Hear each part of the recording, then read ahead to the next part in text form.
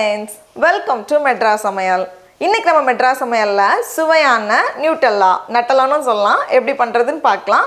கடையில வந்து original ரெசிபில hazelnut சேர்த்து பண்ணுவாங்க. ஆனா ஹேசல்நட் நம்ம ஊர்ல அவ்வளவு சுலபமா கிடைக்காது.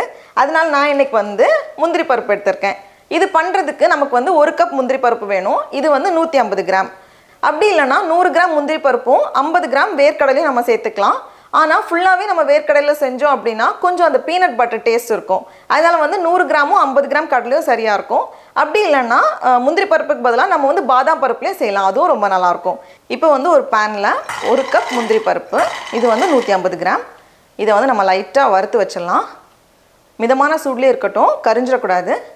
வேர்க்கடலை பயன்படுத்துறீங்க அப்படினா அதை வந்து நம்ம தனியா வறுத்துட்டு அதோட தோல் நீக்கிரணும். அப்பதான் நல்லா இருக்கும். இப்போ பாருங்க இந்த மாதிரி நல்லா வறுபட்டதும் ஸ்டவ் ஆஃப் பண்ணிட்டு நம்ம இதை வந்து ஆற வச்சிடலாம் இருக்கட்டும். அடுத்தது இந்த ரெசிபி பண்றதுக்கு நமக்கு வந்து கொக்கோ பவுடர் வேணும். 25 கிராம் கொக்கோ பவுடர். இது வந்து 1/4 கப். ஒருவேளை உங்ககிட்ட கொக்கோ பவுடர் இல்லை அப்படின்னா 100 கிராம் சாக்லேட்டை நம்ம வந்து உருக்கி சேர்த்துக்கலாம் கடைசியா.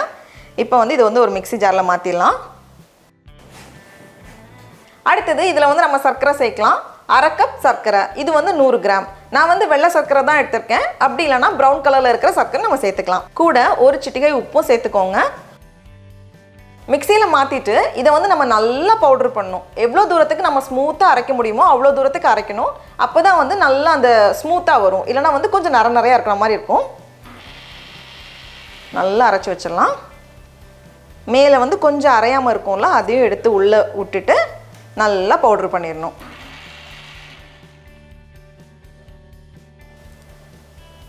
நல்லா அரைப்பட்டாச்சு. இப்போ இதை வந்து நம்ம சலிச்சு எடுத்துடலாம். மேலே கொஞ்சம் அடிப்படாமல் இருக்குல்ல, இது நமக்கு வேண்டாம்.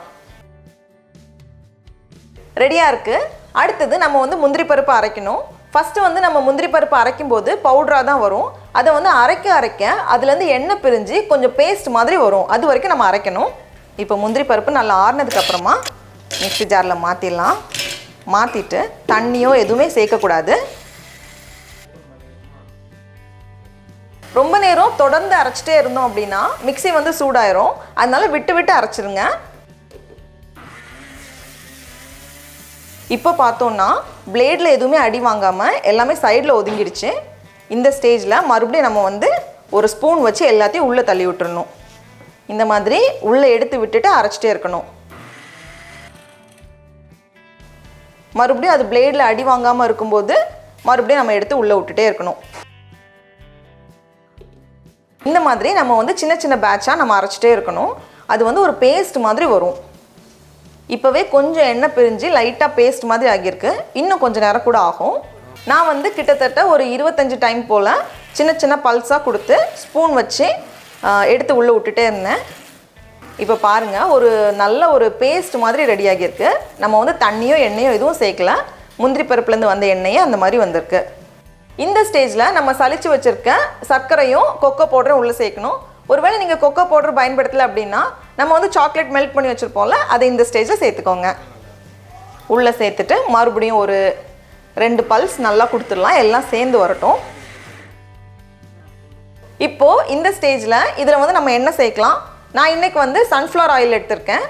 வாசனை இல்லாத எண்ணெய் எடுத்துக்கோங்க. கடலை எண்ணெய் அந்த மாதிரி வேண்டாம். சன்ஃப்ளவர் ஆயில், வெஜிடபிள் ஆயில், அப்படி இல்லைனா வந்து வெண்ணெயை நம்ம உருக்கி சேர்த்துக்கலாம்.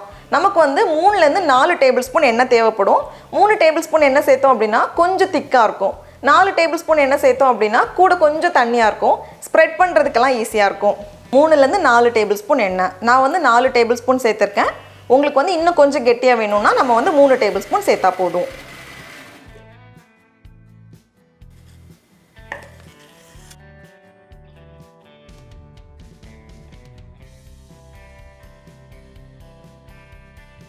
டடா, நம்மளோட சுவையான நியூட்டெல்லா ரொம்ப அழகாக தயாராகிடுச்சு. இப்போ நம்ம டேஸ்ட் பண்ணி பார்க்கலாம். இது ஃபுல்லாக எனக்கு அவ்வளோ சூப்பராக இருக்குது. அப்படியே கடையில் வாங்குற மாதிரியே இருக்குது. இதில் நமக்கு கிட்டத்தட்ட 300 கிராம் போல் கிடைக்கும். இதை வந்து ஒரு பாக்ஸ் போட்டு நல்ல டைட்டாக மூடி வச்சுட்டு வெளியே வச்சோம் அப்படின்னா 1 வாரம் வரைக்கும் வச்சு பயன்படுத்தலாம். அப்படி இல்லைனா ஃப்ரிட்ஜுக்குள்ளே வச்சுக்கோங்க. அது வந்து 1 மாதம் வரைக்கும் வச்சு நம்ம பயன்படுத்தலாம். எப்போவுமே ஸ்பூன் போட்டு எடுக்கும்போது ஸ்பூனில் வந்து தண்ணி இல்லாத மாதிரி பார்த்துக்கோங்க. அப்போ தான் லைஃப் நல்லா வரும். நீங்களும் கண்டிப்பாக இந்த ரெசிபியை வீட்டில் செஞ்சு பாருங்கள். உங்களுக்கு இந்த வீடியோ பிடிச்சிருந்துச்சுன்னா மெட்ராஸ் சமையலுக்கு சப்ஸ்கிரைப் பண்ணுங்கள். நாவின் சுவையரும்புகள் மலரட்டும். ஒரு வாட்டி சாப்பிட ஆரம்பிச்சிட்டோன்னா கண்ட்ரோல் பண்ணவே முடியாது, சாப்பிட்டுட்டே இருக்கலாம்.